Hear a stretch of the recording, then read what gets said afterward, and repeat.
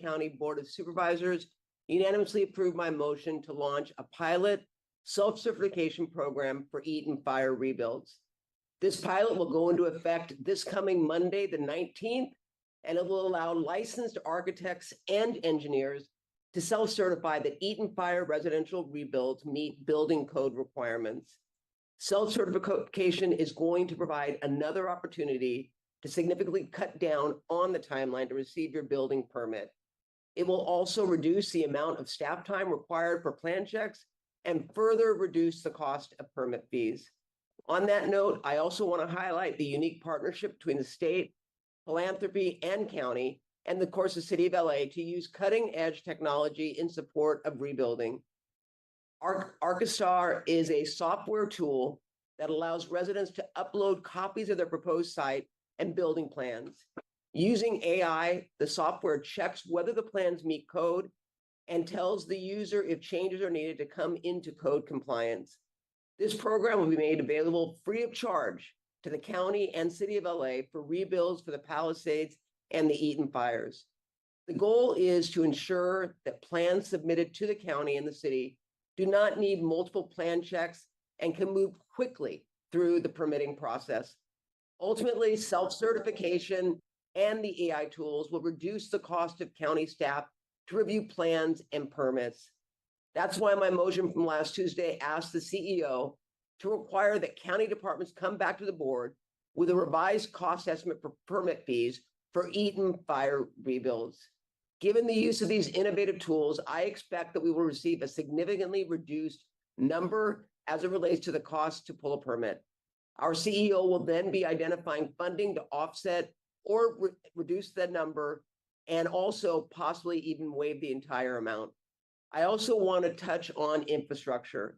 We have a lot of damaged infrastructure to rebuild, and the governor has requested significant support from the federal government.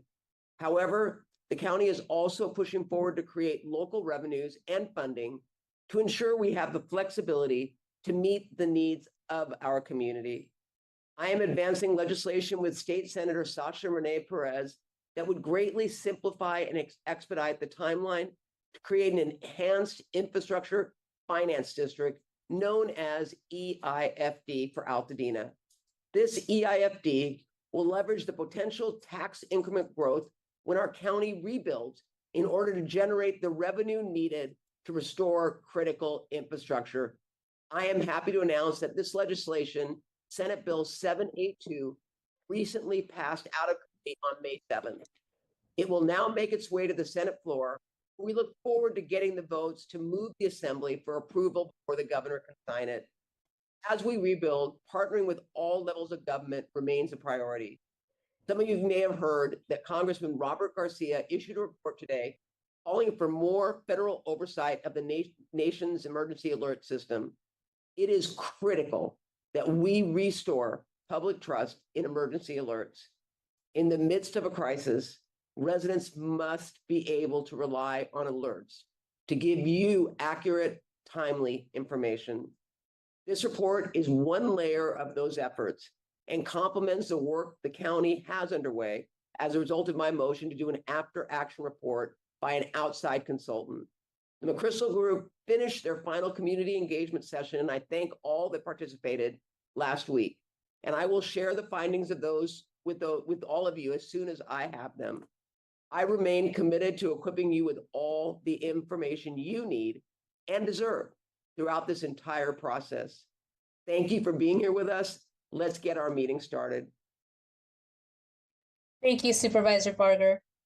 We're going to segue now to our presentations that we have scheduled for today. Our first presenter is with the U.S. Army Corps of Engineers, Colonel Sunny Avshong. Colonel, the floor is yours. Okay, thank you. And thank you, Supervisor, for allowing me to speak today. So I'm just going to give a quick update on where we stand in terms of debris removal, and then I'll remain on the line for questions afterwards. So for awareness right now, in terms of those that have opted into the program, we're just over 5,600, and then we have about 400 personnel who have opted out of the program. So again, 5,600 in the program, 400 who have opted out. Today in Altadena, we have 129 debris removal crews working. This has stayed, that number has stayed the same for the last 3 weeks. And then in terms of cleared properties, this is the removal of the fire ash debris. We are at 4,250. And then in terms of completed properties, those are where the rights of entry have returned back to the county. We are just over 2,400 properties.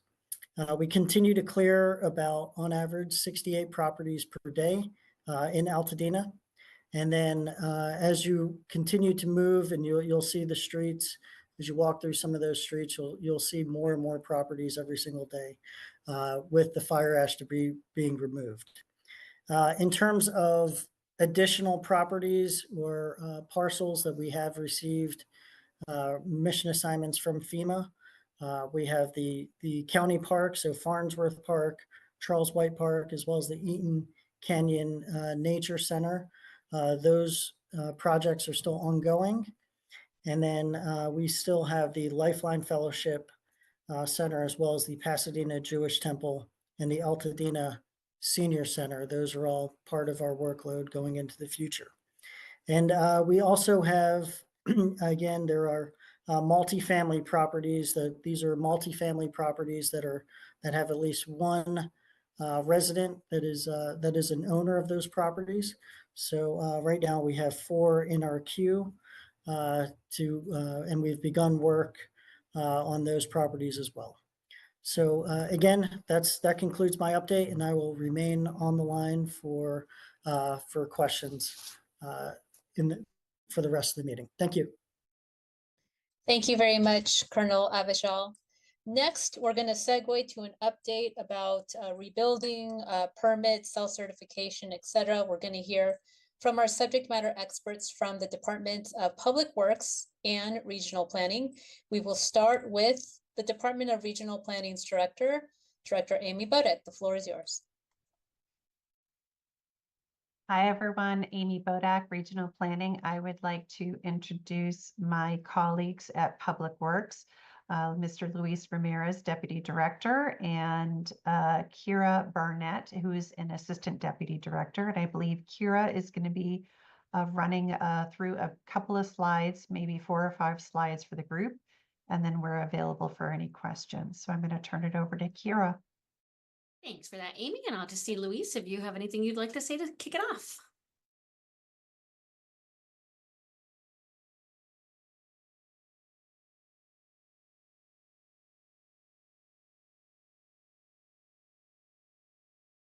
All right. Are you muted, Luis? I'm going to take it away. All right. I say take it away, Kira, and if he can get his mic unmuted and wants to add anything at the end, that would be great. Perfect. Thank you so much, Amy, for the introduction. And thank you for having me here today. So LA County is, as Supervisor Barger mentioned, considering innovative new methods and systems to help us move beyond traditional building and permitting approaches, including the concept of self-certification. We recently introduced a pre-approved plan we recently introduced a pre-approved plan program I'll discuss a little further, where licensed architects will make available building plans that have been approved for compliance with LA County and county planning and building codes. So I'm excited to announce that we are in the process of rolling out our new building plan self-certification program. Under the program, California licensed architects will be eligible to self-certify that their building plans comply with Los Angeles County building codes, eliminating the need for a full building plan check review. Approval from other county departments, such as regional planning, public health, and fire, will continue to be required. Professionals will take responsibility and liability for the accuracy of their plans, and they'll be responsible for errors and omissions and any associated delays or cost overruns. We've been working with our partners at the City of LA to make sure there is alignment between our programs and avoid confusion across jurisdictions. So we will be updating our recovery website by the end of the week with details about our self-certification program. And if you don't mind advancing the slides, please. Great, so I'll jump in. So I'll talk a little bit more about the self-certification program. So LA County has launched a new pre-approved plan program. Sorry, I covered that slide. I'm confusing myself here. I apologize. We'll go to the next slide. Great. So I'd like to just talk a little further about mechanisms that we've used to reduce our timelines. So LA County has streamlined the application process by creating one unified application for all of our permitting departments, including County Fire, Public Health, Planning, and Public Works. So Eaton Fire survivors can submit rebuilding applications in person at our Altadena One Stop Center, located at 464 West Woodbury Road in Suite 210 in Altadena. And alternatively and recommended, applicants can submit online at epicla.lacounty.gov. All departments are committed to expediting your reviews. Rebuild projects will be reviewed within 10 business days for the initial review and 5 business days for any additional reviews. Applications are now being internally routed between all the county departments for concurrent reviews. And this removes the burden of following up with each individual department from the applicant. And also, as Supervisor Barger mentioned, the county has partnered with state and philanthropy to introduce Archistar, which is an AI-powered software that can screen plans for zoning and building code compliance before they're submitted to the county, reducing review timelines.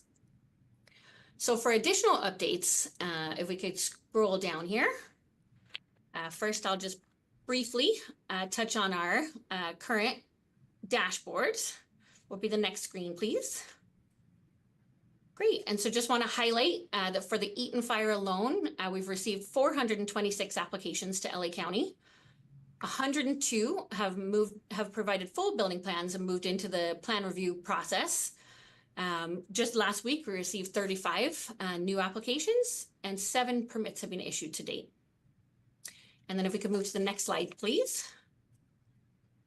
All right, so for additional updates and options to reduce timelines, first, LA County has launched a new pre-approved plans program to help homeowners save time and money as they begin rebuilding. Designers can now submit home plans for pre-approval from planning and from Public Works Building and Safety. Once those plans are approved, they'll be added to a catalog for survivors to consider.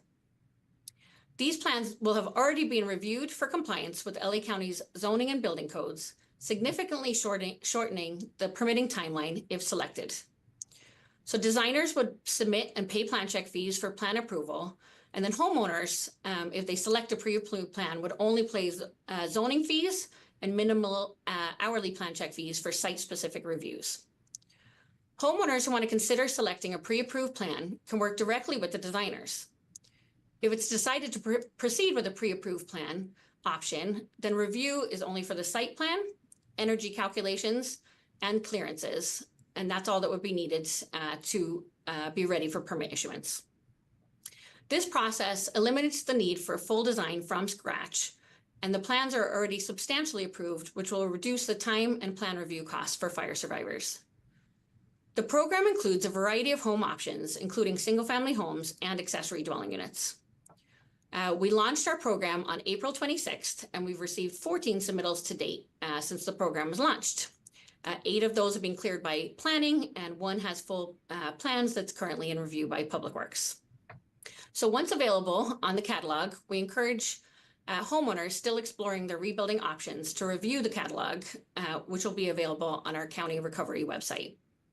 Great. Another important update is that we released a Resilient Rebuild Guide on April 30th. The Resilient Resource Guide is a comprehensive online resource developed by LA County to support homeowners in rebuilding safer, stronger, and more sustainably.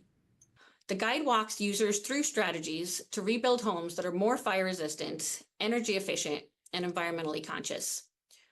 It includes best practices for ignition resistant materials, hardening structures against wildfires, and improving home performance. In addition to building design, the guide addresses landscaping techniques that can create defensible space and reduce wildfire risk. The guide is also a financial planning tool. It lists state and federal rebates, local incentives, and financing programs that can help offset rebuilding costs. The recommendations in the guide are not mandatory. They're there to help homeowners increase families' long-term safety and reduce the risk of future disaster damage.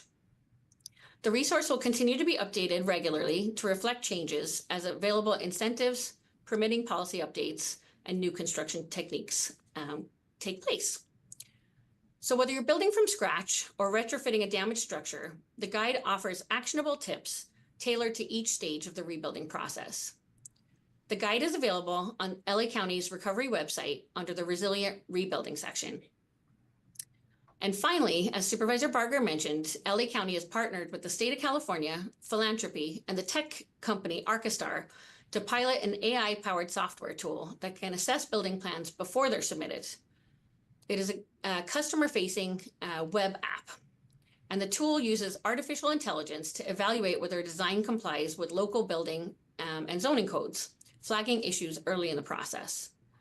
This new technology will help cut down on common errors that can lead to delays and back and forth between applicants and county reviewers.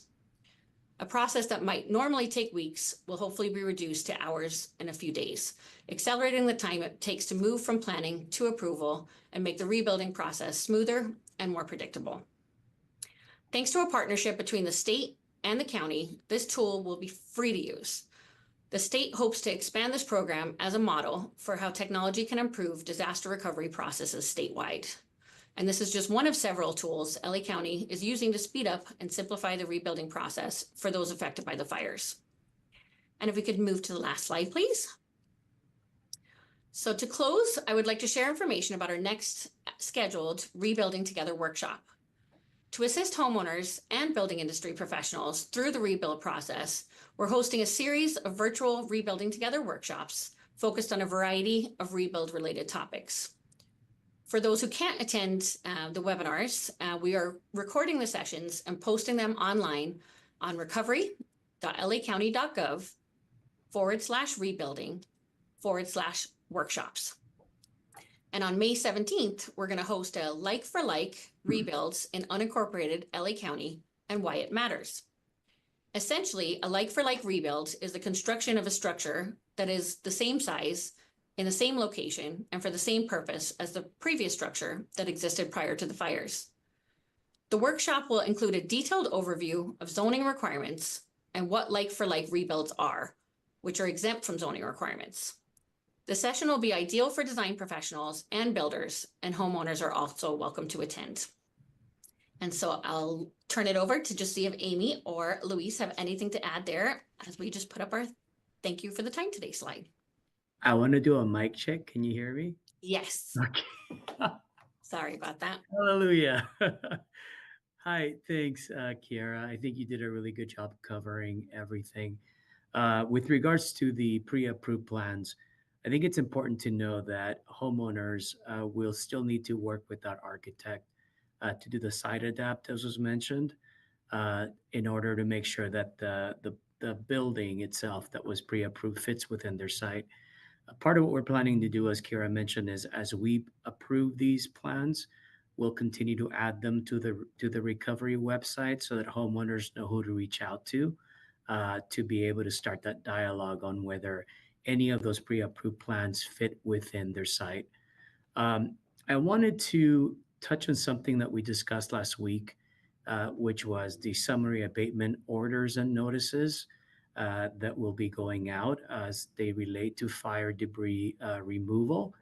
I wanted to let everybody know that this week we will begin that process, and notices will begin to be posted on properties where owners neither opted in or opted out of the fire debris removal process. They will be posted no later than May 15th, and we will follow the guidelines and the procedures that were included in the ordinance that was approved by the board on April 29th. One of the things that everybody needs to be aware of is that to be able to be in compliance with the order, a property owner at this point or at this juncture will either need to have submitted an opt-out application and obtain a fire debris removal permit by June 1st, and or submitted a right of entry form to participate in the government-sponsored fire debris removal program. We got some good news from our federal partners, and that is that folks that previously didn't opt in to the fire debris removal program, upon the start of the abatement orders, will be allowed to continue to opt in. And so part of what these homeowners will be receiving is a special form, which will be a special right of entry form that will be available to those folks whose properties have not been cleaned and who have received an abatement order, which is good news because it gives folks one more opportunity to opt into the program. And as you may recall, that program is available to residential properties only. So that information will be included in the abatement order. The abatement order will also have an appeals form that may be submitted for the director to review. Property owners have 7 days to submit that appeal. So with a notice being posted on May 15th, that'll be May 22nd. And our director will have 7 business days to respond to the appeal. But since that opportunity was made available one more time from the Army Corps and our federal partners to have folks enter into the program, our goal is to get as many individuals to enroll in the government-sponsored program so that they can have the fire debris removed at no cost to them. So I wanted to just provide that update, which is building on the information that we provided last week. Thank you. Thank you very much, Lise. Director Bodek, do you want to say any closing comments or do we move on? Nope, we can move on due to time. Thank you. Great, thank you. And just a gentle reminder, the different resources that were highlighted today, including those pre-approved plan programs and the rebuild guide, is available on that county website, recovery.lacounty.gov. If they're not there, they will be uploaded momentarily. That being said, we're moving on to our next presenter. We welcome Dr. Adam Love with presenting an update on behalf of the Department of Public Health. Dr. Love, the floor is yours. Great, thank you. In previous presentations, we focused on homes that were intact. But today we're going to focus on the testing that we've done to parcels that had destroyed properties and that we sampled after the Army Corps of Engineers soil and debris removal. Next slide. So what we did is we went around and in each of the fire areas, we sampled 15 parcels where there was a destroyed home after the U.S. Army Corps had come in and done their soil and debris removal. For each parcel, depending on the shape, we gridded it into 10 equally sized areas, and we took one sample from each of the areas in the grid. Whether those samples were in areas where the soil and debris was removed, we also took samples from the parcel where there was the original surface soil that was outside of the destroyed home footprint, where most of the soil removal happened. These two different types of soil samples, we were able to then analyze separately as well as together in our analysis to understand what the impacts of the soil removal were for getting the parcel cleaner. The other thing we compared these samples to samples we had originally taken during our stage 1 sampling of ash itself, as a way to compare what the characteristics of the parcel were before there was soil and debris removal. Next slide. So in the Eaton Fire area, we looked at a number of different parcel conditions over time. The parcels that have damaged structures where we sampled after the U.S. Army Corps had done their soil and debris removal are highlighted in the red box. The column on the left is the part of the parcel where there was soil and debris removed. The column on the right is the part of the parcel that was the original surface soil, but that wasn't removed as part of that activity. We compared those data to the column that's always all the way on the left that's labeled as destroyed ash. And you can see by comparing the ash samples to the column where there is soil and debris removed, we see a decrease in the frequency of soil exceedances of the residential soil standards. You do see, though, some samples that still have exceedances of residential screening levels, especially for lead in the Eaton Fire area.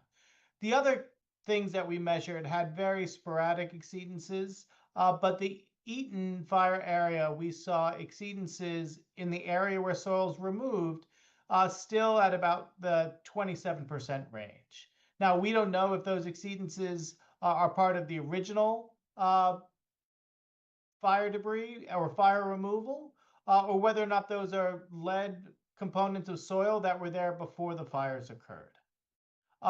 The thing to note, though, is the areas where there was original surface soil, where there was no soil and debris removal, actually has a higher frequency of exceedance of residential soil standards than where the soil was removed. In this case for Eaton, the frequency that we saw exceedances for lead is above 40%. Next slide. Another way to look at the differences in the quality of the soil after the removal is by actually just doing a calculation of what health risk is associated with the soils. In this case, it's a very complicated set of calculations to do this, so I'm not going to go into that detail today. But what I did want to show is that if you compare the amount of risk, and in this case, we're looking at cancer risk associated with the soils, with the ash being the highest, you can see that in the bar that's labeled soil and debris removal, you can see there's been a significant decrease in the risk associated with those soils based on the removal by the U.S. Army Corps. Now, typically 1 in a million is a number that if you're below that, there's really no concern at all under any circumstances. But even for these soils, the cleanup levels for these soils would be more like 10 in a million. And so all of these bars represent risk levels that are below what would be thought of that as needing to be cleaned up. But it is important to note that the soil and debris removal has significantly improved the risk associated with those soils. And again, just like we saw with the percentages, the original surface soil has just a little bit more risk associated with that compared to where the soils were removed. Next slide.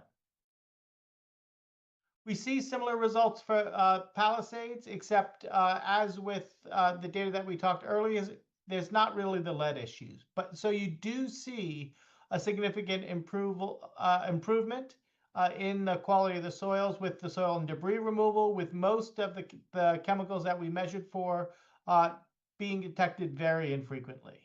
Next slide.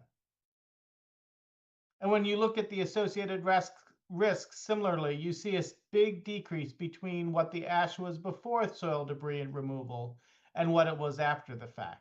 And also similarly, you see the original surface soil has a little bit more risk than the area where the soil and debris was removed. Next slide. So based on this testing, what it showed is that parcels with destroyed structures from both fire areas can still have individual areas where the concentrations exceed residential screening levels.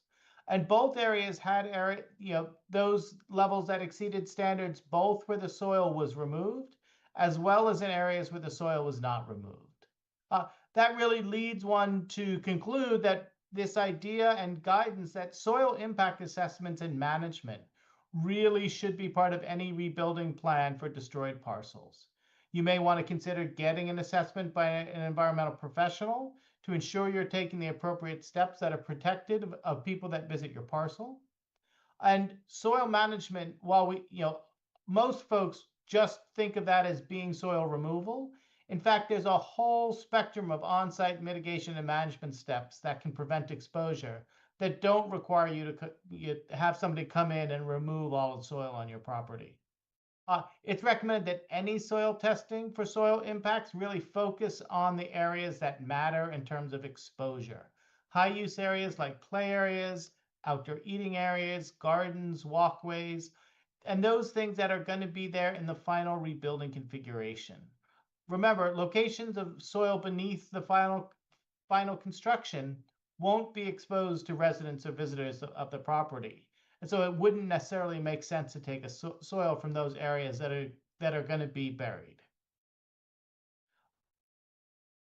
Then the Department of Public Health has a number of resources of frequently asked questions for specific on-site mitigation and management steps for your soil, depending on the situation that you're in.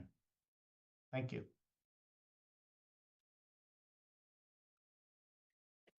Thank you, Dr. Adam Love. That wraps your presentation, correct? Yes. Okay, wonderful. And if there's questions about that, we can certainly circle back during the question and answer portion. Next, we have our last presenter for today. Allow me to introduce Michelle Majors with the LA County Department of Mental Health. Michelle, the floor is yours. Hi, thank you for inviting me. So I was asked to basically discuss what kind of mental health services that are available right now. In the past, what we had done when the fire immediately was ending, we were addressing the needs of children, adults, and older adults. Most of it was in the field. We also had some children's camps, which were helpful in terms of addressing, kids' anxiety and stuff like that. But right now, what we're doing is we've applied for a SAMHSA emergency response grant to establish 2 resilience centers and be able to provide ongoing mental health services for the folks that were impacted by the fire, which would include things like outreach, education, disaster preparedness, support groups, and crisis counseling. Additionally, our department has a dedicated webpage for those impacted by the wildfires, and we have developed resource materials and information to support folks with long-term needs. Currently, ongoing right now, after we were done with the initial psychological first aid for the fires, we reached out to a business in Pasadena called Octavia's Bookshelf, and they have been incredible in terms of offering us their space for our staff to be able to offer 2 groups a week, one on Tuesdays in the afternoon and one on Thursdays later in the evening. And this actually came about because of all the people that we spoke to immediately after the fire asking for some kind of group like that. Octavia's Bookshelf has been amazing. It's still going on. You're welcome to attend. It will go on until the end of this month, at which point we're going to look at what other sites we can use to have the groups ongoing. In terms of for children specifically, we are basically continuing to see kids through our children and youth programs, our directly operated clinics, and school-based community access point teams. And so the kids are being served by those agencies. Another agency that we've really been involved with is the San Gabriel Valley YWCA, which has also dealt with the kids and their outcomes and how they're addressing, their anxieties about the fires and, being displaced and all of those things. With regard to older adults, what our department is doing is focusing on the Genesis team, which is the team that actually goes out and sees older adults. We are also addressing their depression, anxiety, grief, and loss, especially for older adults who have been displaced from their homes, maybe for the first time in their life, and are experiencing some feelings around that. And for the folks that in particular lost their homes, for the older adults, we're going to be tailoring some of our current mental health wellness presentations to include loss, and we'll be arranging a best way, either in person and or virtual, to provide those services. And that's all I have for you. Thank you so much. Thank you, Michelle. And you can see behind on Michelle's screen, there is the DMH helpline. Again, just as a gentle reminder, if you do need help, 1-800-854-7771. And that is a hotline that runs 24 hours a day, 7 days a week. Thank you, Michelle. We will now transition to the question and answer portion of our evening. The following questions were submitted ahead of tonight's community meeting, and we will answer as many of them as we can in the allotted time. As a reminder, you can find answers to frequently asked questions on recovery.lacounty.gov/Altadena. Zoom participants can also submit questions in real time using the question and answer function at the bottom of your screen. So for those of you viewing us on the LA County YouTube channel who would like to submit questions, we encourage you to hop onto the Zoom meeting using the QR code that is on your screen. That being said, our first question is going to be for the representative that we have from the LA Sheriff's Department. The question is here, what steps are being taken or will be taken to protect properties that are being rebuilt from theft, such as copper theft, theft of building materials, and the like? Thank you very much. That's a great question. We've been doing a lot of things since the disaster occurred. Today, we shot a video on steps homeowners can take to mitigate trespassing and really give the deputies tools and mechanisms to arrest somebody if they come on your property. That should be out hopefully by the end of the week or next week, and we'll be sharing that on social media. The other things we're doing, working on rebuilding the Neighborhood Watch program and the Block Captain program, just because of where a lot of the residents are living. People are going to spread out across the region, but they're slowly rebuilding that network that helps partner with the community to give us information if something happens. That's a nexus into our email address to provide tips to the station and our detectives. It's called altadena.tips@lasd.org. And I'll say it again, altadena.tips@lasd.org. And that's just really where if you see something happening and it's not really, doesn't rise to maybe a level of a crime. Obviously, if there is a crime, you want to call 911. This gives you, if you see somebody suspicious, maybe on your camera, driving around late at night, you can send us a video or something occurring. We did have somebody send us a picture of somebody driving through their neighborhood in the middle of the night, and two individuals shining flashlights out their windows. And that just gives us some information to help us, solve some crimes that are occurring. And that's really helpful. But most importantly, what we are working on a system to create, to network with the contractors, homeowners, private builders on steps they need to take, really an education system so the steps they can take to harden their or fortify their structures so that we can mitigate when they have big supplies come in, their equipment, their assets are there, things they need to do to protect their assets. And then that gives us the ability to know when those things come in, and that gives us the ability to provide more patrol checks in those areas when assets do come into the area. And anyway, that's just some of the things we're doing, but we have a lot of other stuff we're working on, but those are just some of the things. Thank you for that overview, Captain Marquez. We will move on now to the next pre-submitted question. This comes from a community member asking, are there any updates on debris cleanup for commercial properties?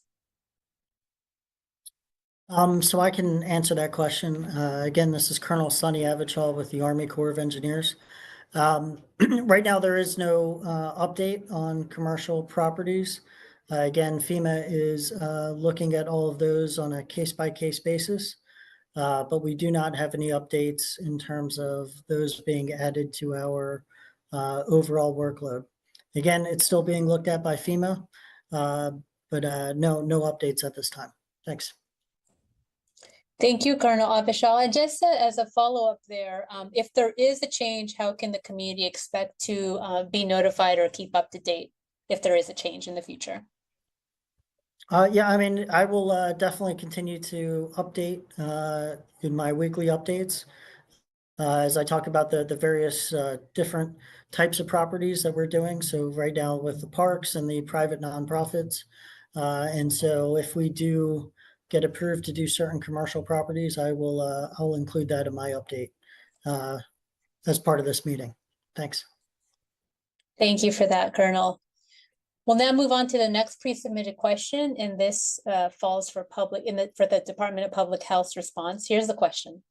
When applying for a rebuild permit, homeowners are required to submit a soil management plan as part of the county's permitting process. Can the free soil testing being offered by LA County be used as part of our soil management plan submission?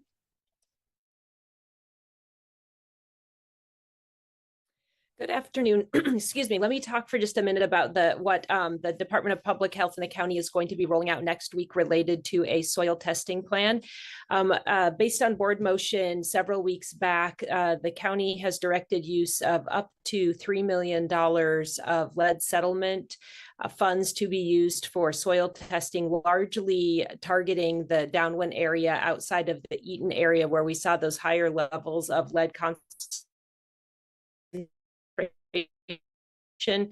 related to the fire. So what that program will consist of is individuals are going to be able to collect a composite soil sampling from their property and take it to a drop-off site, and that will be sent from public health to a contracted lab, and individuals will receive back their lead soil sample from that program. Once again, that is due to roll out next week. There's going to be more information up on website related to that. We also are going to send out postcards to over 20,000 homes that are in the target area for that program. So stay tuned for more information on that rolling out next week. Thank you, Dr. Quick. The next one is also in public health's lane. Here's the question. With Loma Alta Park set to reopen on May 17th and ongoing debris removal along Lincoln Avenue, will Los Angeles County provide updated safety advisories, especially given the nearby cleanup activities? And will there be any adjusted park hours or safety buffer zones in place to protect visitors during this time?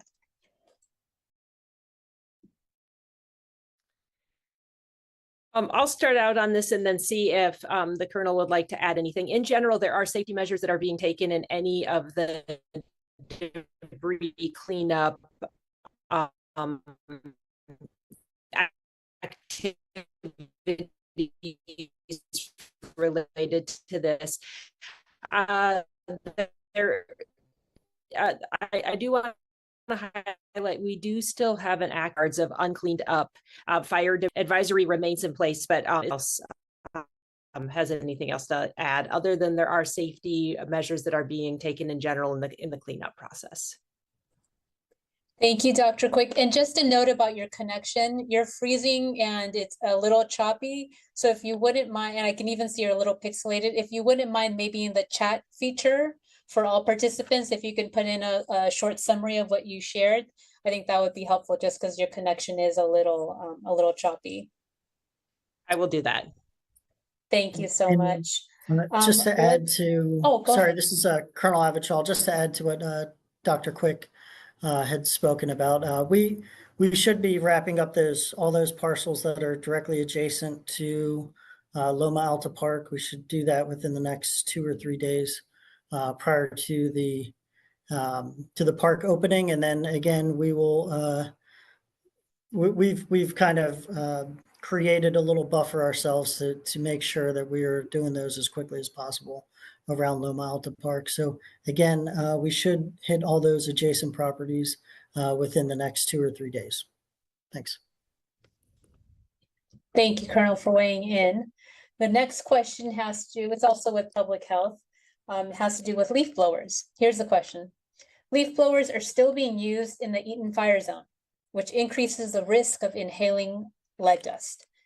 What steps are being taken to enforce the ban?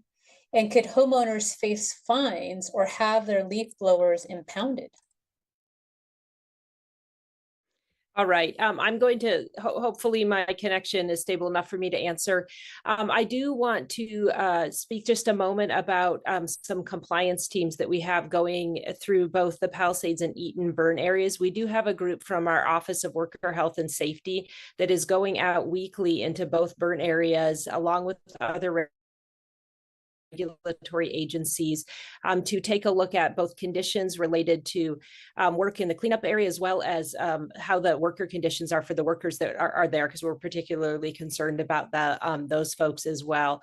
If any sort of conditions related to sort of dust or unsafe practices are noted, that team is making appropriate referrals, whether that be to other regulatory agencies or related to Cal OSHA if it's a worker issue.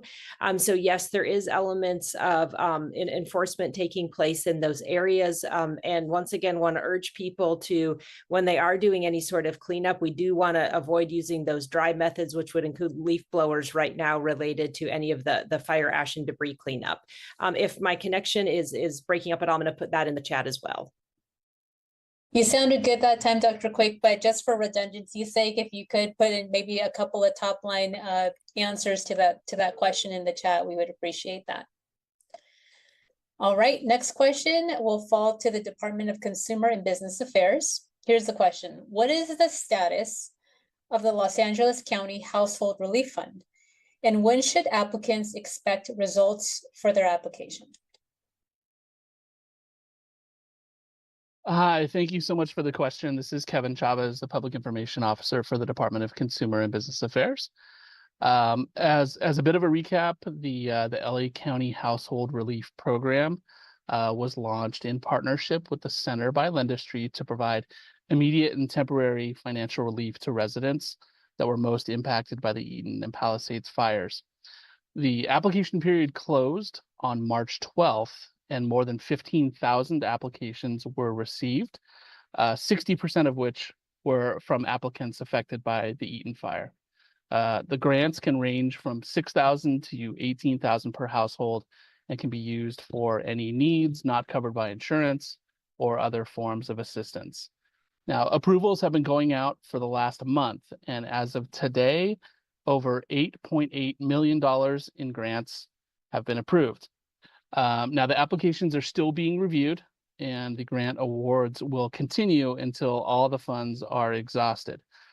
Applicants will be notified as soon as a determination is made, and if any additional information is required, then the applicants will be contacted directly by the program's application processing team.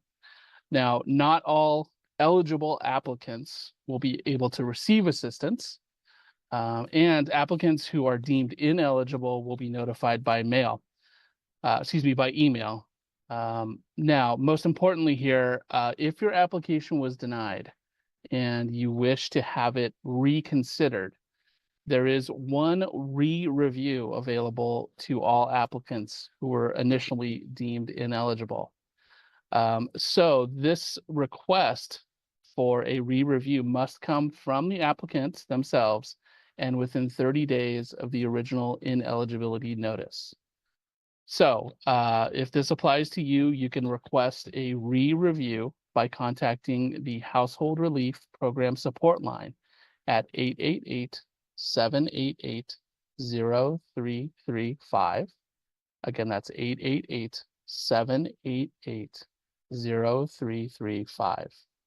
Now, DCBA and LA County are actively exploring additional funding opportunities to assist even more impacted residents. But applicants are encouraged to keep monitoring your email and to visit the recovery website for any updates on additional resources as they become available. Thank you, Kevin. And if you wouldn't mind dropping in that phone number into the chat feature, that's the public facing chat, that would be fantastic. It's a good resource. All right, let's move on to our next question. That wraps up the pre-submitted questions. Now we'll go to a few of the live ones that were posed. Here's one for regional planning. It's from Lee Cuellar. It says, hi, what are the top 5 list of issues that cause delays in the permit process that could be shared with consumers? Again, top 5 issues that cause delays. Director Bodek or anyone else on the team, I know you answered it in writing, but I think it bears repeating for the audience. Hello. Hi, Helen. Thank you very much for doing that. Yes, we are in fact going through a review of all the applications that planning has received, and then building is going to be doing the same thing to understand what those common commonalities are as to why applications are being returned. I do know of two of them. One is that the property owner is not signing the application. And so we do require that because we don't want, and we have seen this before, folks designing projects for properties that are, that the property owners are unaware of. And so we do need property owner signatures. And so we are going to be changing our communications and our forms to make sure that that is more explicit. The second thing that we're doing is we do not require the fees up front when you submit an application. This is a new change that we have made specifically to cope with these disasters. But unfortunately, we do need to have those fees paid so that you can move on to the next step in the process. And so that is another reason. What we have seen is that we do let the applicant know, but if the applicant is the design professional, there can sometimes be a gap in communication between the design professional and the homeowner. So what we're going to be doing to rectify that in the future is when we send out a corrections notice, the homeowner is going to get it at the same time as the design professional so that we can make sure that that disconnect goes away. But as we figure out what the other commonalities are, we are happy to come back here, and we'll also be publishing what those common issues are to try to reduce them and make this process easier for everyone. I see Luis and Kira have stepped in and turned their cameras on, so I don't know if Public Works wants to add anything from their end. You want me to jump in first, Luis? Yeah, sure. So again, just for building and safety, like Amy said, we're also doing common errors. Yes, we want to be able to let people know what good looks like on plans. And so we will work on what are those common things. But of the 102 we received, I was very excited that 35 of those were received last week. So we are seeing that more designers now have their plans prepared. And they're getting those submitted. So a third of our plans came in just last week. We are averaging 4 business days for our turnaround for initial reviews. 18 of the submittals that we received actually didn't have full building plans. They continued in the process, and so they are now preparing their full building plans to continue with the plan review. We have 22 that have been returned to applicants with comments, and we do have 15 that are ready to issue pending some clearances, whether that's their water will serve letter or other clearances that they're obtaining. And again, we're making that process also a lot more internal referrals. So a lot less for the applicant to do. And so we now have an abbreviated agency referral that'll be provided for applicants only to tell them the actions that they need to take. So the items that they need to do. So it's only school fees if more than 500 square feet are being added. So many rebuilds will not need to go to school, but water, the will serve letter is one of those clearances. There's some addressing at times. And then again, we're deferring as many things as possible. So solars will be deferred so we can pull permits, and then later on people submit for solar. Same with interior fire sprinklers, and same if a fuel modification plan is required, all those items will be deferred to after permit issuance. So looking forward to seeing that number grow. Thanks, Amy. And I'll just see if Luis, do you have anything else to add? No, actually, I don't. I think you covered everything. Thanks, Great. Kara. Thanks for the question. Thank you. We'll move on. This next question is for LA County Fire. We have with us Chief Al Yanagisawa. Here's the question. What is the timeline to have 100% of homes in the newly mapped fire zone at the state mandated 1,250 gallons per minute in terms of fire flow of water? Yep, so it's a really good question. Fire department is working with the water providers in the Altadena burn area. There are 4 providers, and we're working with them to develop those plans, short-term and long-term, to eventually have 1,250 GPM coming out of the hydrants to protect their homes. That really is the ultimate goal in the high fire severity zones. And the reason why is because, for obvious reasons, having that water available is critical. But to get there quickly, it's going to take a lot of work and a lot of funding and permitting and building. So in the meantime, while we have reduced the requirement temporarily, we are still working with the water providers to eventually have the water capacity so that we can continue to protect the public of Altadena. Thank you for that, Chief. Let's see, we are a few minutes out. Again, if you have any questions, you can always use the chat function. Let's see, just kind of scrolling through here. There's a question here submitted at 4:30. Can lead in the soil seep into a home through the foundation? So typically, no. Lead is a metal that will stick to soil particles and often just moves as the soil itself moves, attached to those soil particles. So if lead is in your soil under your home, generally it is not considered a risk to leach through the foundation and get in your home that way. It also doesn't have a vapor, so it can't, as a vapor, come into your home in that way either. Thank you for that, Dr. Lev. And here's another question. This is from an anonymous submission. It says here, soil, while concentration of lead significantly decreased from before to after cleanup, it's still above the red line, which seems that we're still at risk. Partially concerned for my 10-year-old 20-pound dog. And secondly, is there any idea of what lead concentrations were before the fire? So there's a few different questions there. We do have before and after, sort of lead concentrations in the ash versus in the cleared parcels. We do have those numbers, although I don't have them at hand right now. In terms of the percent of samples that exceeded residential screening levels, it is right that we do see a decrease in the percentage, although that percentage doesn't go to zero.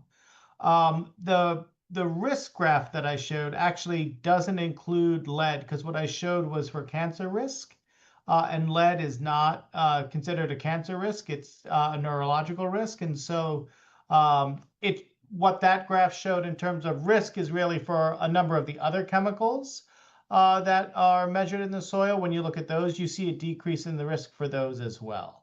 But lead specifically wasn't part of that calculation since it's not considered a significant cancer risk. Thank you, Dr. Lev. And we have time for one more question, also from the open chat tab. We have here, let's see, this will be for Public Works. Here's the question. As a homeowner who lost everything, why do I need to jump through a hoop submitting a soil management plan to obtain permits? But my neighbor whose home is still standing won't have to do the same. Can you please elaborate? Public Works? Yeah, I'll take that. So a soil management plan is not needed for a building permit. In fact, it's not required for a building permit. A soil management plan is something that a homeowner can opt to prepare for remediation of soil on their property, but it's independent of a building permit. I hope that answered that question. Thank you, Luis. Yes, and as always, we do offer, the supervisor is hosting these weekly community meetings as a way to just offer information in real time and to also continue to message the existing information that's available to the Altadena Recovery. So thank you, everybody who joined us. Again, for those of you on Zoom, when you exit this meeting, please provide your email address if you would like to receive follow-up information. We do maintain an ongoing distribution list, and that's how we can go ahead and keep in touch with you. And as always, the information that we've shared today is documented as a question and answer in a question and answer format, and it's going to be available at recovery.lacounty.gov/Altadena. And for more information, you are also able to in person visit your local disaster recovery center, or again, use that online resource for ongoing information, recovery.lacounty.gov/Altadena. Thank you so much for joining us, and we will see you next week. Have a good evening. Signing off.